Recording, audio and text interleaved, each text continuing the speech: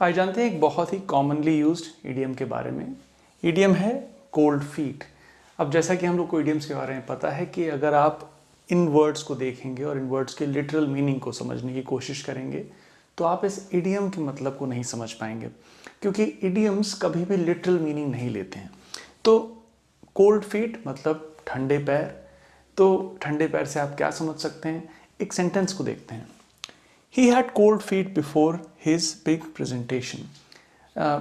उसका कोई बड़ा इंपॉर्टेंट प्रेजेंटेशन था, उससे पहले उसके पैर ठंडे हो गए। अब आम तौर पर अगर आप गेस करना चाहें इस सिनेरियो में तो आपको क्या लगता है कि क्या हो सकता है?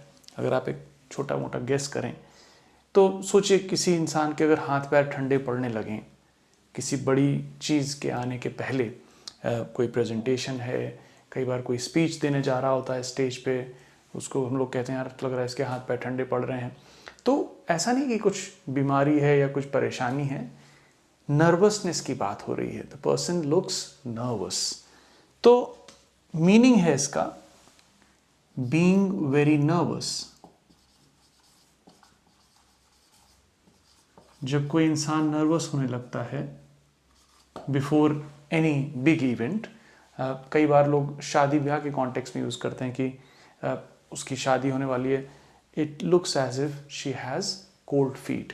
तो he had cold feet before his big presentation का सिंपली मतलब यही है कि वो बड़े अपने इंपॉर्टेंट प्रेजेंटेशन के पहले नर्वस था, काफ़ी नर्वस था।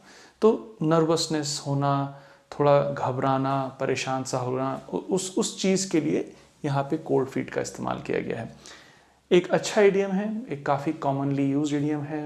आप कई बार इडियम्स को देखेंगे, मुझसे कई बार स्टूडेंट्स पूछते हैं कि सीधे सीधे नर्वस भी तो कह सकते हैं, क्यों ना, हमें ये सीखने की ज़रूरत क्यों है?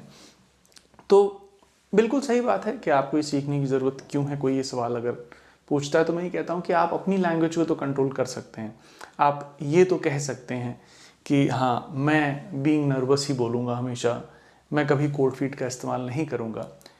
लेकिन क्या आप दूसरों की लैंग्वेज को कंट्रोल कर सकते हैं? क्या आप जो राइटर्स लिख रहे हैं या जो लोग बोल रहे हैं उसको कंट्रोल कर सकते हैं? तो आपको ये जानना इसलिए ज़रूरी है क्योंकि एटलीस्ट आपको समझ में तो आए, जब आपको इसके बारे में बात हो रही है। तो इडियम्स को समझना इसलिए बहुत ज़रूरी है। आप दिन भर इडियमैटिक लैंग्वेज का इस्तेमाल नहीं करते रहेंगे, आप दिन भर मुहावरों में नहीं बात करते हैं। जैसे हम लोग मुहावरे या लोकोक्तियों का इस्तेमाल करते हैं तो वो भी तो इसी तरीके की चीज़ें हैं। भाषा में एक ब्यूटी लाते हैं, है ना, एक सौंदर्य सा लाते हैं, खूबसूरत बनाते हैं भाषा को।